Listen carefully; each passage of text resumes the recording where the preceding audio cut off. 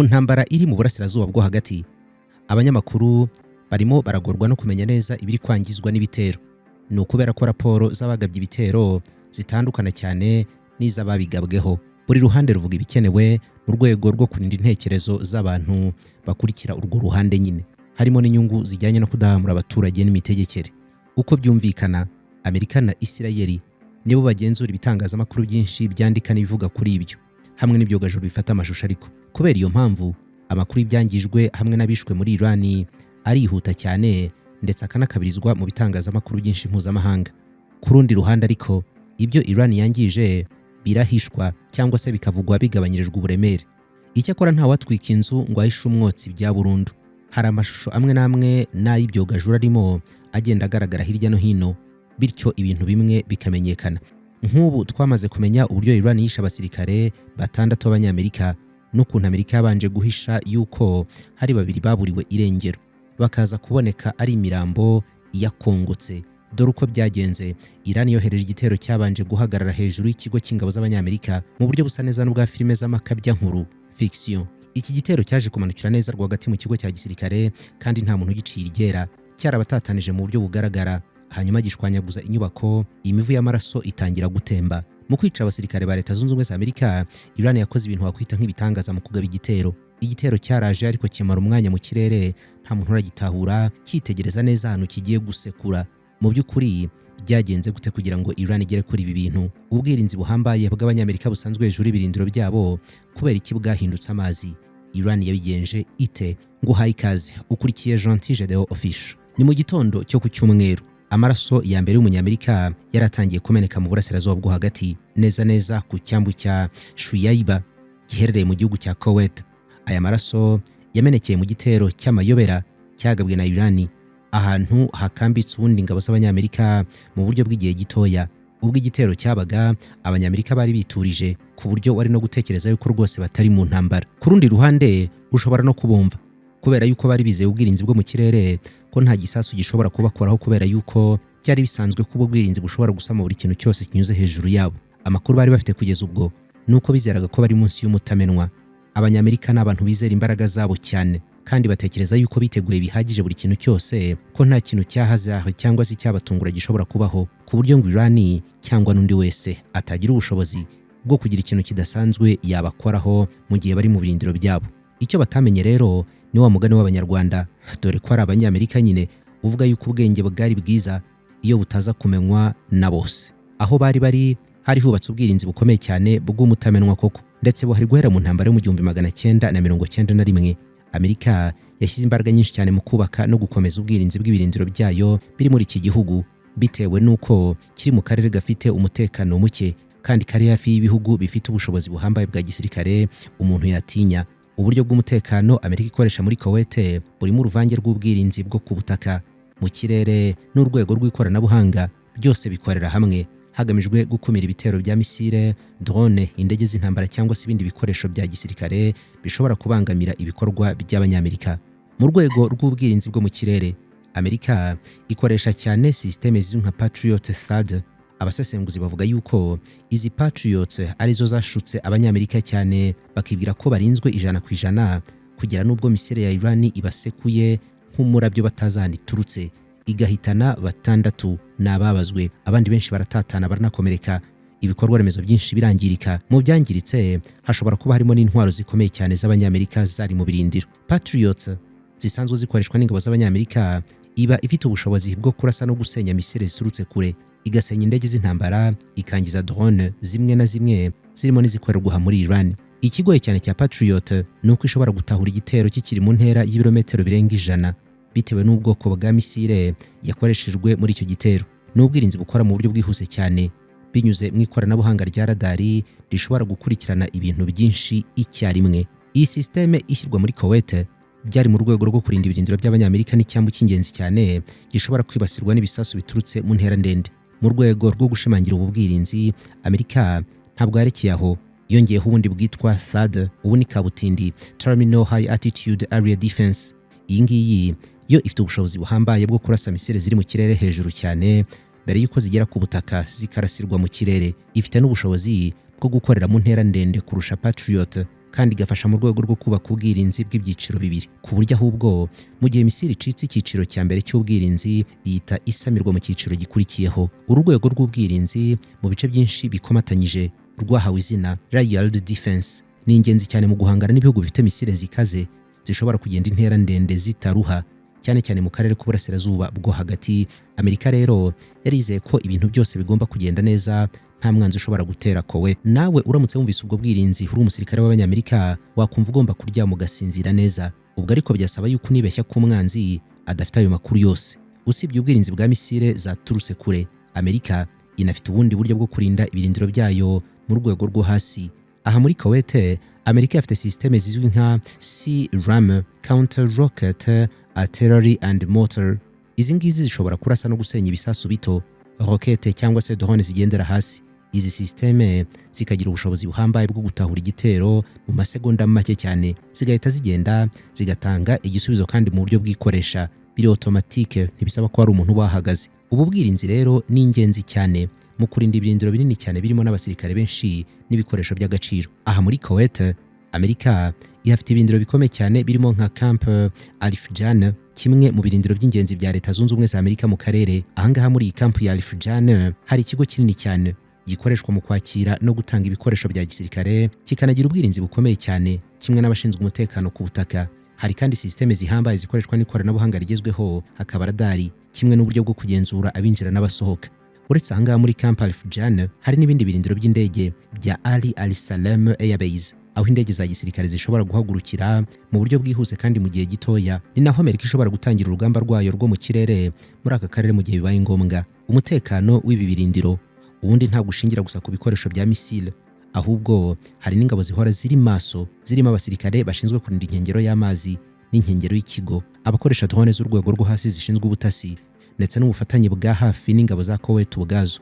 Ubu bufatanye ubundi bwatuma amakuru asangirwa mu buryo bwihuse cyane, bityo ibimenyetso by'igitero bikamenyekana hakiri kare nta kintu kiraba. Aka kantu kuko ibimenyetso by'igitero bimenyekana hakiri kare nako kari mu bintu byashutse Abanyamerika cyane, bati ko nta kintu tubona, kubera yuko bibwiraga ko nta kintu cyabanyura muri humye mu by'ukuri. Nyuma yo kumenya ko igitero kije, aba basirikare birukiye mu bwirinzi buhambaye bwiganjemo bwo munsi y'ubutaka, indake cyangwa se bunkers. Mu rwego rw'ikoranabuhanga ubundi Amerika ikoresha radari zigezweho zishobora gutahura ibintu biri kure cyane, kandi ubutabazi bukagenda ku muvuduko munini cyane busatira igisasu. Hari kandi ubundi buryo bwo guhuza amakuru ava ku byuma bitandukanye byitwa Integrated Command and Control System, ku buryo amakuru yose usanga ajya mu kigo kimwe gishinzwe gufata ibyemezo. Ibi bintu bituma igisirikare gishobora gufata icyemezo gihuriweho kandi mu masegonda make cyane, kikamenya niba igitero kigomba kuraswa ako kanya cyangwa se niba hari izindi nzira cyakumirwamo. Ubushobozi bw'ubu bwirinzi bufatwa nk'uburi ku rwego rwa nyuma mu buri ku isi, ariko nyine ntabwo ari umutamenwa. Byamenyekanye neza ubwo Iran yabarasagaho. Nta kwibeshya kuri mahangaha si umutamenwa. Abanya-Iran ni abantu bazi neza ko ubwirinzi nk'ubu ngubu bumenwa hakoreshejwe intwaro nyinshi kandi zigendeye icyarimwe, saturation attack, igitero kirimo urufaya n'uruvange rw'intwaro kandi bigendeye icyarimwe. Iyo misile zoherejwe icyarimwe, ako kanya bigora systeme z'ubwirinzi. Ni nayo mpamvu Amerika ishora imari nyinshi mu kongera ubushobozi bwo gutahura no kurasa ibintu byinshi icyarimwe, ndetse no kunoza ubufatanye hagati ya Patriot na THAAD n'izindi systeme z'ubwirinzi. Hamwe n'ubuhanga bw'abanya-Iran, nta kintu na kimwe muri ibyo cyahagaritse igitero cya Iran cyo kwihorera mu byagabwe ku birindiro by'Abanyamerika muri Kuwait, ndetse igitero ngo cyagiye gisa naho nta burinzi bugihagaritse. CNN yanditse inkuru isobanura ukuntu Iran yatunguye ubu bwirinzi mu nkuru bahaye umutwe ugira uti No warning, no siren. 6 US service members killed in Iranian strike that hit makeshift operation center in Kuwait. Inkuru itangira ivuga yuko igitero cyarenze kigera ku butaka bw'Abanyamerika batarabutswe. No warning. Uko kutarabukwa kwatumye habaho umuburo usaba bari hafi kujya mu bwihisho, no kuvuga no sirens. Iyo byagenze bityo nta mahitamo umuntu asigarana uretse amahirwe yo kuba ari hirya gato yaho misile cyangwa drone biri buturikire. Uko niko byagenze mu gitondo cyo ku Cyumweru. Mu kanya gato igisasu rutura gisekura mu rubavu rw'inyubako gikubita hagati hayo neza. Ubundi yari isanzwe ikoreshwa nk'ikigo cy'ibikorwa bya gisirikare muri Kuwait. Iyo nyubako ubundi imeze nka container nini cyane z'amakamyo, ariko izi ngizi z'amakamyo manini bavuga yuko zaba ari nka container eshatu zegeranye. Imbere muri iyo nyubako hakoreramo ibiro, hakaba n'ibikoresho by'akazi byifashishwa mu kuyobora ibikorwa by'ingabo muri ako karere, command post. Ku ikubitiro, ibiro bya Leta Zunze Ubumwe za Amerika bishinzwe igisirikare muri ako gace CENTCOM byari byatangaje yuko icyo gitero cyahitanye abasirikare batatu, abandi bagakomereka mu buryo bworoshye. Ntabwo CENTCOM yigeze imenyesha abanyamerika n'isi yose ko hari abandi basirikare babiri baburiwe irengero. Nyuma y'amasaha menshi rero nibwo imibiri y'abo basirikare bombi yaje kuboneka yahiye yakongotse, ndetse urebye hagaragaye igisa n'ivu. Yahiriye mu nyubako. Iyo nyubako yari yahiye irakongoka ku buryo kubona umurambo w'umuntu atari ikintu cyari koroha mu buryo bw'ako kanya, mbese byasabye amasaha menshi. Nyuma y'uko abona iyo mirambo, undi musirikare wa gatandatu yarapfuye, we yazize ibikomere. Aba batandatu nibo babimburiye abandi banyamerika mu kugwa muri iyi ntambara nshya hagati ya Leta Zunze Ubumwe za Amerika na Iran yatangijwe n'ibikorwa byiswe Operation Epic Fury. Minisitiri w'ingabo muri Amerika Pete Hegseth yafashe inshingano zo gusobanurira abanyamerika iby'urupfu rw'abana babo.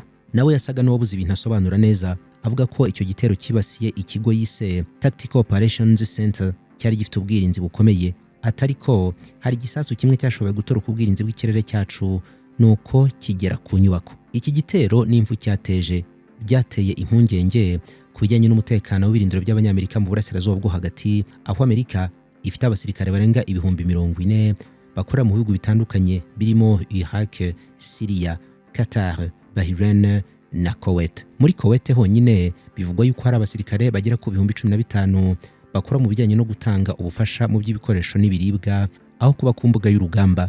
Amakuru y'ibanze yatangajwe n'ibinyamakuru mpuzamahanga yemeza ko iki gitero cyakozwe hifashishijwe drone. Uburyo Iran yabigenje ngo ni ibintu imaze imyaka myinshi itegura yuko byashoboka, ngo yashoye imari nyinshi mu bijyanye n'ubushakashatsi kuri izi drone zihuta cyane kandi zigera ku ntego, ndetse zishobora gukwepa ubwirinzi. Mu myaka 10 ishize, Iran yubatse ubushobozi buhambaye mu gukora no gukoresha indege zitagira abapilote cyangwa drone. Zimwe muri zo zifite ubushobozi buhambaye bwo kugenda intera y'ibirometero birenga 2,000 no gutwara igisasu gifite imbaraga zihambaye zo gusenya inzu nini. Impuguke mu bya gisirikare zigaragaza yuko Iran ifite drone zirenga 3,000 zikoreshwa mu bikorwa bitandukanye, harimo n'izikora ubutasi kimwe n'izigaba ibitero. Kuba ibi bisasu byarashoboye kunyura mu byuma birinda ikirere by'abanyamerika byafashwe nk'ikimenyetso cy'uko intambara ishobora gufata indi ntera ishingiye ku ikoranabuhanga rigezweho uyu munsi no gukwepa ubwirinzi. Nyuma y'icyo gitero, amafoto yafashwe na satelite yerekana inyubako iri gushya, umwotsi mwinshi wirabura uzamuka mu kirere, n'inkuta zamenaguritse, ibyuma byinshi bya gisirikare, ibikoresho byinshi bya gisirikare binyanyagiye hanze. Hagendewe kuri ayo mashusho, hari amahirwe menshi ko drone yasekuye iyo nyubako yaturutse mu kirere, hanyuma inyubako igasandara igana hanze. Abatangabuhamya bavuze yuko nyuma y'amasaha menshi igitero kibaye, umuriro wari ukikongeza mu bice by'iyo nyubako, ngo byatumye igikorwa cyo gushakisha no gutabara barasiwemo gikomeza gutinda. Abashinzwe ubutabazi ngo babagezeho nyuma y'igihe kirekire barangije kuba ivu. Ni ibintu byongereye agahinda ku miryango y'abasirikare bari bategereje amakuru yemewe ku buzima bw'abana babo. Aba basirikare bose bari boherejwe mu mutwe witwa First Theater Sustainment Command, usanzwe ufite icyicaro i Fort Knox muri Kentucky. Uyu mutwe ubundi ushinzwe kurinda ibikorwa byo gutanga ubufasha mu bijyanye n'ibikoresho, lisansi n'ibiribwa n'ibindi byose bifasha ingabo ziri mu mahanga. Nubwo atari umutwe w'imbere ku rugamba, ariko igitero cyabaye cyerekanye yuko n'abakora ibikorwa by'inyuma badafite umutekano usesuye. Ibi rero byanahinduye imyumvire y'abaturage benshi muri Amerika bari basanzwe bibeshya yuko abasirikare babo badashobora kugerwaho n'akaga gakomeye nk'aka. Umuyobozi mukuru w'ingabo z'abanyamerika General Dan Kane yavuze ko aba basirikare ari abambere mu byiza igihugu gifite, ashimangira ko ari urugero ruhambaye rwo kwitanga no gukorera igihugu batizigamye, yihanganishije imiryango yabo, inshuti zabo nabo bakoranaga. Avuga ko igihugu cyose kibari inyuma. Amagambo nk'aya ngaya agaragaza uburyo urupfu rw'abasirikare rutagira ingaruka ku miryango yabo gusa, ahubwo no ku gihugu muri rusange n'imiryango y'abanyamerika yose. Perezida wa Amerika Donald Trump yatangaje yuko hashobora kubaho abandi bazahasiga ubuzima, ashimangira ko ibikorwa bya gisirikare bizakomeza kugeza bigeze ku ntego zabyo. Ku rundi ruhande, gusenya iki kigo nabyo ntibyahagaritse ibikorwa bya gisirikare kubera ko atari ikigo gihagurukiramo ibitero byo mu kirere. Mu by'ukuri ni icyicaro cya gisirikare ariko gitanga ubufasha. Ibyambu byaho birimo icyambu nka Shuiba bikoreshwa cyane mu kwakira no kohereza ibikoresho bya gisirikare mu bihugu bitandukanye by'akarere. igitero nk'icyo ngicyo ku cyambu cyafashwe nk'ubutumwa bwa politiki n'ubwa gisirikare bwerekana yuko Iran ishobora kugera ku nyungu z'abanyamerika ziri mu karere kandi mu buryo bworoshye. CNN yemeza yuko hari abandi basirikare 18 ba Amerika bakomeretse mu buryo bukomeye muri bya bikorwa twavuze nk'uko byemejwe n'umuyobozi wa CENTCOM. The Guardian y'Abongereza yabyanditseho ivuga yuko icyo gitero cyakozwe na drone kabutindi z'ubwoko bwa Shahid 136 n'amakuru yemejwe hashingiwe ku mashusho y'izindi drone zishobora gufotorwa aho bigaragara mu bishushanyo ko zifite ibyitwa Delta Wing, amababa asa naho asongoye ajya mu mpande. Ni drone z'umubyimba mutoya zirimo moteur ntoya yongera amajwi ameze nk'izindi drone z'ubwoko bwa kamikaze. Izi drone ni nazo zagaragaye mu bitero Iran yagabye ku bindi bihugu bitandukanye byo mu karere birimo nka Emirati Zunze Ubumwe z'Abarabu, Qatar n'ahandi. Mu gitero cyagabwe ku birindiro byo muri Kuwait wavuga yuko Shahid 136 zitari zonyine ko ahubwo zaherekejwe n'izindi zifatwa nka murumuna wazo zitwa Shahid 131. Izo zombi ziri mu cyiciro cya loitering munition, bivuze yuko ziguruka zishakisha intego maze zazibona zikazigwaho hanyuma drone igaturika ntiyongere kugaragara. Iyahitanye abanyamerika yari ifite uburebure hafi ya metero 3.5, ubugari bw'amababa bungana na metero 2.5 kandi ishobora gutwara umutwaro w'ibiturika bifite uburemere bwa kilograma ziri hagati ya 30 na 50 bitewe n'ubwoko bw'igisasu kiyiriho. Intera yayo ishobora kugera kuri kilometero 2000 bitewe n'uburyo iteguye n'ukuri buturike. Ibi bintu bituma ishobora kuraswa ivuye kure cyane igaca mu kirere cy'ibihugu byinshi mbere yo kugera ku ntego yayo. Nk'uko byumvikana, umuvuduko wayo ntabwo ari mwinshi cyane ugereranyije n'indege z'intambara kubera yuko igenda kilometero 150 n'145 ku isaha. Igenda buke gutya kugira ngo yishe bwa bwirinzi bw'abanyamerika twavuze, kandi igomba kugurukira ku butumburuke buri hasi cyane. Ku rundi ruhande, drone za Shahid 131 yo yari iri mu gitero itwaye n'umuzigo w'igisasu, ariko nayo ikagira ubushobozi bwo kugera kure cyane no gukora ibitero by'ubwiyahuzi kamikaze. Izi drone zakoreshejwe zivangavanze muri bwa buryo bwo kugaba ibitero byinshi icyarimwe byiswe saturation attack. Izi drone zavuye muri Iran zigendera kuri system iziyobora ya GPS n'ubundi buryo bwo kugenzura inzira ku buryo zishobora gutegurwa mbere y'igihe zikamenya ahantu zigomba kugwa. Hari amakuru agaragaza yuko zimwe muri izi ngizi zishobora no guhindura inzira mu gihe ziri mu kirere igihe zahabwa andi makuru y'ingenzi ajyanye n'intego zigiye kwituraho. Kuba zigendera hasi kandi zifite ishusho ntoya bituma bigorana cyane mu kuzirinda, cyane cyane ko radar idashobora kuzitahura mu gihe ziri mu ntera ihagije. Mu rwego rw'ubushobozi bwa gisirikare, Shahid 136 ifatwa nk'intwari ihendutse kandi cyane, ariko ifite ingaruka zikomeye cyane. Igiciro cyayo bigereranywa ko ishobora kugura ibihumbi 20 cyangwa 30 by'amadolari y'Abanyamerika kuri buri drone imwe.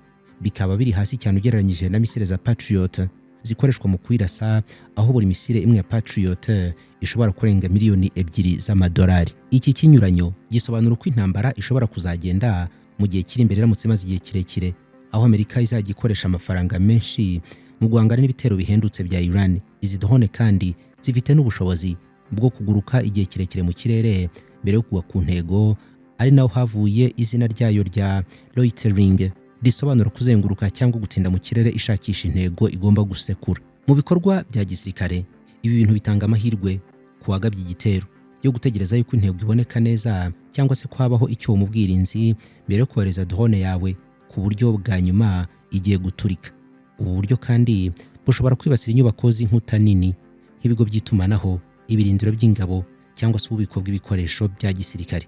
Mu rwego rw'akarere k'uburasirazuba bwo hagati, ikoreshwa rya Shahid 136 na Shahid 131 ryerekanye ko Iran yamaze kubaka ubushobozi buhambaye bwo kugaba ibitero biremereye itifashije indege zihenze cyangwa misile ziremereye, ahubwo ubushobozi bwatumye ihinduka umwe mu bakinnyi bakomeye cyane mu bijyanye no gukoresha drone ku rwego rw'isi.